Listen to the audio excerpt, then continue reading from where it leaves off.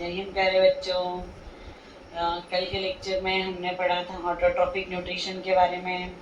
उसमें मैंने आपको रिक्वायर्ड फैक्टर बताए थे। ऑटोट्रॉफिक न्यूट्रिशन की डिफरेंट स्टेप्स क्या होती है। फिर ऑटोट्रॉफिक न्यूट्रिशन का जो प्लेस होता है क्लोरोप्लास्ट होता है लीफ में। तो हमने लीफ का एक्सटर्नल स्ट्रक्चर देख लिया था। अब उसमें दो टॉपिक हमारे रह गए थे, वो आज हम पढ़ेंगे। पहला टॉपिक है इंटरनल स्ट्रक्चर ऑफ लीफ और स्टोमेटा। इसके बारे में पढ़ेंगे कि फिर हमारा ऑटोट्रॉफिक न्यूट्रिशन कंप्लीट हो जाएगा। तो आज हम पहले पढ़ते हैं इंटरनल स्ट्रक्चर ऑफ लीफ। तो लीफ के इंटरनल स्ट्रक्चर की बात करें तो लीफ जो होती है, जैसे हम किसी भी लीफ को हैंडल करें तो लीफ में दो सरफेस होती है, एक होती है अपर सरफेस, एक होती है लोअर सरफेस। प्लांट में हम कहीं पर भी प्रोटेक्टिव लेयर देखेंगे तो प्रोटेक्टिव लेयर का नाम होता है एपिडर्मिस। तो लीफ में भी दो एपिडर्मिस रहेगी और दो सरफेस है, इसीलिए दो एपिडर्मिस रहती है। अपर सरफेस की तरफ रहती है अपर एपिडर्मिस, जिसको हम बोलते हैं एडेक्सियल, और लोअर एपिडर्मिस जो होती है इसको बोला जाता है एबेक्सियल। तो दो एपिडर्मिस है, अपर एपिडर्मिस और लोअर एपिडर्मिस। ये दोनों एपिडर्मिस के बीच का जो कंप्लीट पोर्शन होता है, इसके बीच का जो कंप्लीट एरिया होता है, इस एरिया को हम बोलते हैं मीजोफिल। इस एरिया को क्या बोलेंगे? मीजोफिल। कि दो एपिडर्मिस है, अपर एपिडर्मिस और लोअर एपिडर्मिस, इनके दोनों के बीच के हिस्से को बोल दिया हमने मीजोफिल। अब हम देखें कभी एपिडर्मिस की पहले डिस्कशन कर लेते हैं। तो एपिडर्मिस आउटर मोस्ट लेयर है, चाहे वो अपर सरफेस पे हो या लोअर सरफेस पे। तो इसमें छोटे छोटे टाइनी पोर्स होते हैं एपिडर्मिस में, और उन टाइनी पोर्स को बोलते हैं स्टोमेटा। उन टाइनी पोर्स को क्या बोलेंगे? स्टोमेटा। पोर्स मतलब कोई भी चीज़ वहाँ पे से इंटर कर सकती है। तो भाई हमारे घर में कोई भी इंटर ना करे तो उसके लिए हम देखें कभी तो गेट होते हैं जो हमको बाहर के और अंदर के जो इन्वायरमेंट होता है उसमें एक प्रोटेक्टिव लेयर बना देते हैं। तो वैसे ही यहाँ पर भी हम देखें कभी कि हम चाहते हैं कि भाई ये जो पोर्स है इसको प्रोटेक्ट करना है। तो प्रोटेक्ट करने के लिए स्टोमेटा के सराउंडिंग में क्या होती है? गार्ड सेल होती है जो हमारे स्टोमेटा को क्या करती है? प्रोटेक्ट करती है। स्टोमेटा का यूज़ क्या है यहाँ पे? लीफ में एपिडर्मिस में स्टोमेटा की जरूरत ही क्यों पड़ी? तो स्टोमेटा जो पोर्स होते हैं इनके दो काम होते हैं। एक तो होता है इसका काम गैस एक्सचेंज, CO2 और O2 के एक्सचेंज के लिए प्लांट में क्या होते हैं? स्टोमेटा होते हैं। दूसरा स्टोमेटा का काम होता है ट्रांसपीरेशन। दूसरा काम क्या है? ट्रांसपीरेशन। ट्रांसपीरेशन का मतलब होता है loss of water in the form of vapour by stomata. कि स्टोमेटा से वाटर वेपर के फॉर्म में निकल जाता है, तो उसी प्रोसेस को हम बोलते हैं ट्रांसपीरेशन।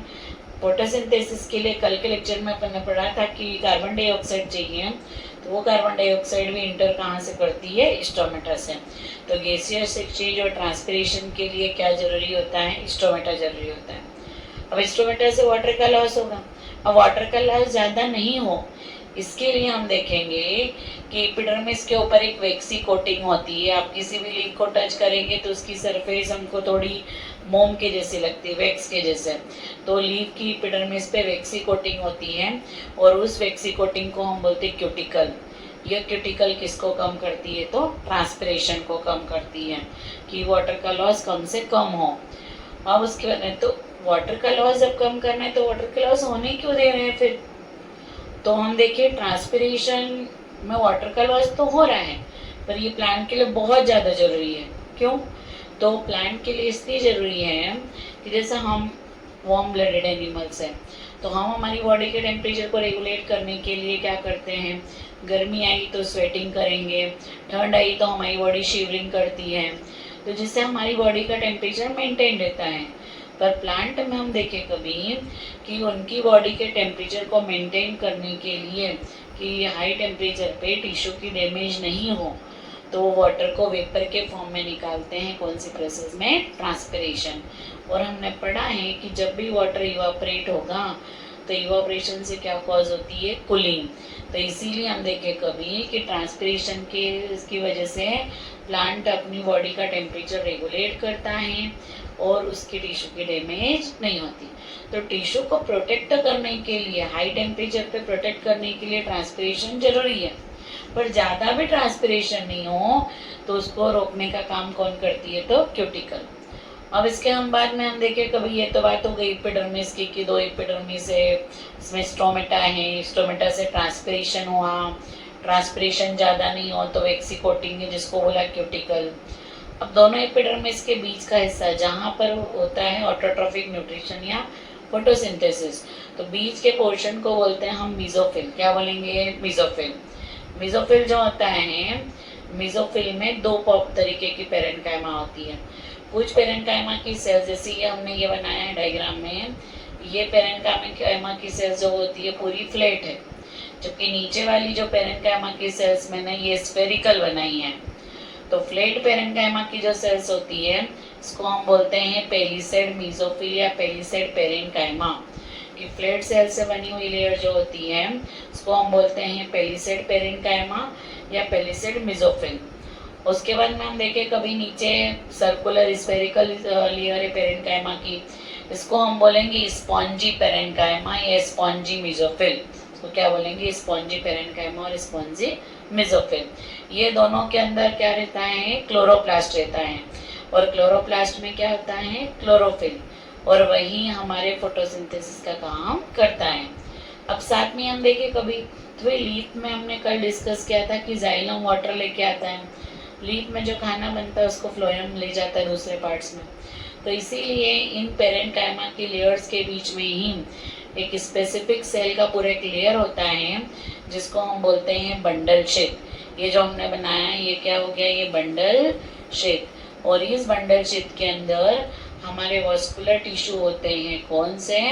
तो एक होता है फ्लोएम और जाइलम। कि वाटर लाने के लिए प्लांट में वॉस्कुलर टिश्यू कौन सा है? जाइलम। और फूड को ट्रांसपोर्ट करने के लिए क्या होता है? फ्लोएम। तो जाइलम और फ्लोएम एक सेल की लेयर के अंदर है जिसको हम क्या बोलते हैं? Bundle shape. Xylem phloem vascular tissue में आते हैं, वाटर ट्रांसपोर्ट करने के लिए जाइलम, फूड ट्रांसपोर्ट करने के लिए फ्लोएम। तो ये जो बंडल शेप होता है वो कौन सी लेयर में? स्पॉन्जी मेसोफिल में। किस में होता है? Spongy mesophyll. तो ये हो गया लीफ का इंटरनल स्ट्रक्चर कि दो लेयर्स होती है, अपर एपिडर्मिस, लोअर एपिडर्मिस। दोनों एपिडर्मिस के बीच के पोर्शन को बोलते हैं मेसोफिल।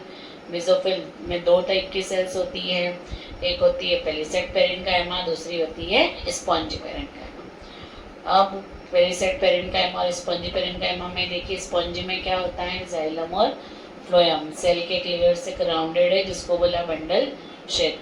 साथ में हम देखें कभी कि जो एपिडर्मिस होती है, एपिडर्मिस में स्मॉल पोर्स होते हैं, और उन स्मॉल पोर्स को हम क्या बोलते हैं? स्टोमेटा।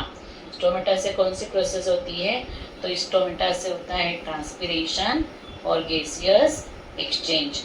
तो दैट मीन्स कि स्टोमेटा बहुत जरूरी पोर्शन है। तो नेक्स्ट अब हम देखते हैं स्ट्रक्चर ऑफ स्टोमेटा। तो जैसे हम देखें कभी कोई सा भी डोर है, चाहे वो बैंक का डोर हो, हमारे घर का डोर हो, तो 24 आवर्स तो ओपन रहता नहीं है। तो हम देखेंगे कि डे टाइम में ओपन है, नाइट टाइम में क्या हो जाता है? घर का डोर हम क्या कर देते? क्लोज। तो वैसे ही स्टोमेटा भी डे टाइम में फोटोसिंथेसिस हुआ तो डे टाइम में स्टोमेटा ओपन रहते हैं, और नाइट टाइम में फोटोसिंथेसिस नहीं हो रहा है तो नाइट टाइम में स्टोमेटा क्या हो जाते हैं? क्लोज हो जाते हैं। तो स्टोमेटा के दो व्यू देखेंगे हम, एक देखेंगे हम ओपन व्यू और एक देखेंगे हम क्लोज व्यू। तो सबसे पहले हम देखते हैं ओपन व्यू कि स्टोमेटा जो होते हैं, स्टोमेटा का डायग्राम हम पढ़ेंगे। स्टोमेटा गैसियस एक्सचेंज और किस काम में आता है? तो ट्रांसपिरेशन। तो पहले हम इसका ओपन व्यू देखते हैं। तो स्टोमेटा क्या है बेटा? एक पोर है, तो इसको हम सबसे पहले बनाते हैं। ये हमारा स्टोमेटल पोर हो गया,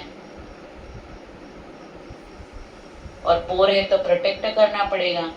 तो पोर को प्रोटेक्ट करने के लिए आसपास हम देखें कभी तो क्या होती है? Guard cell.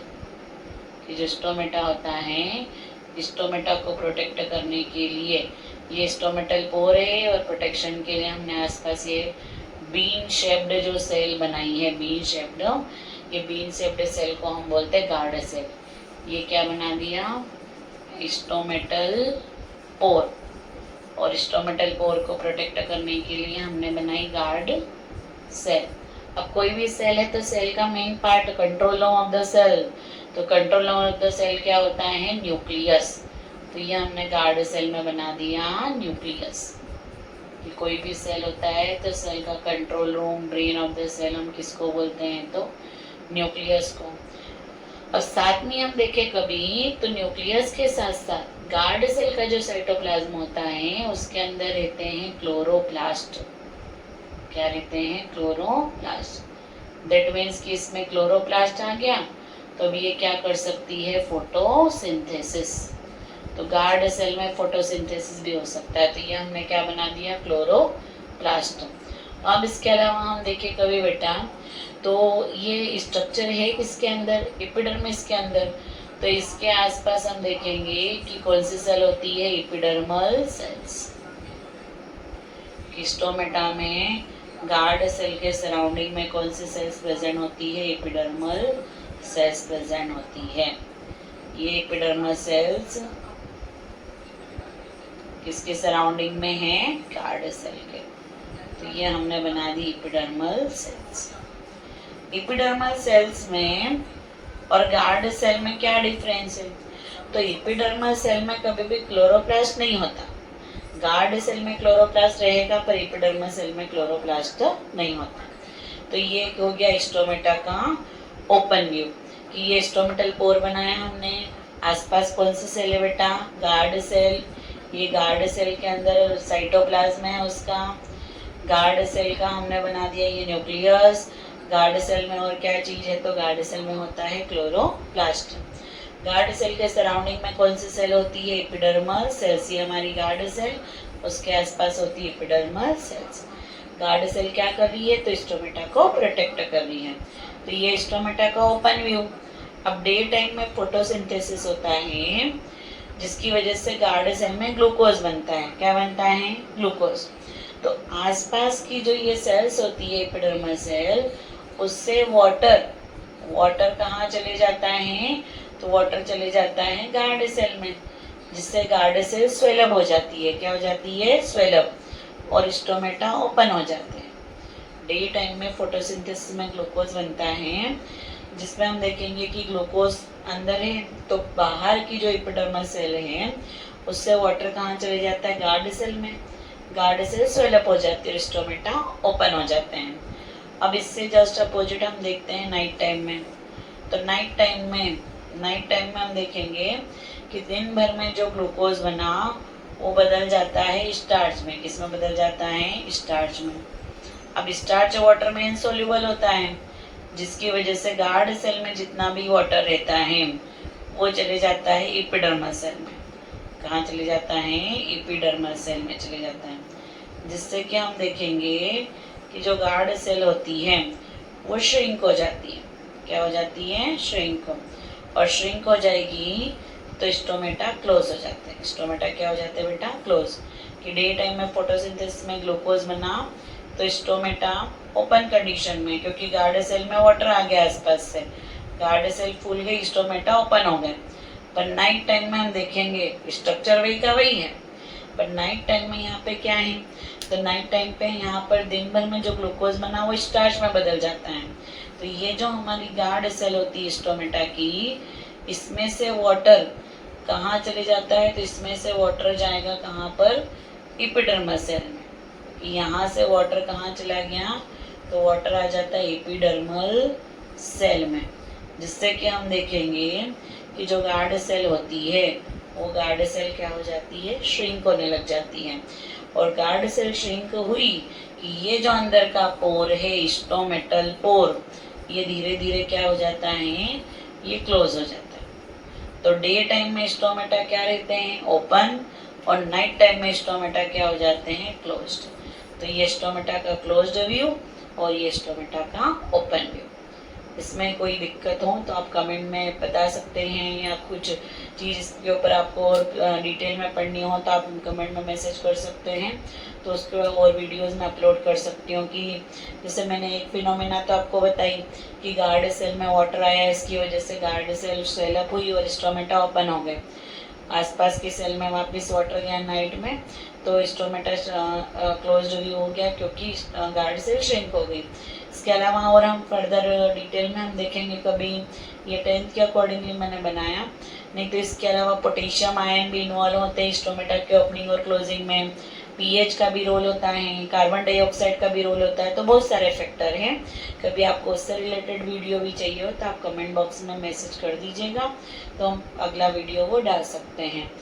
आज के लेक्चर में हम यहीं तक पढ़ते हैं, यहाँ पर हमारा ऑटोट्रॉफिक न्यूट्रिशन खत्म। थैंक यू बेटा।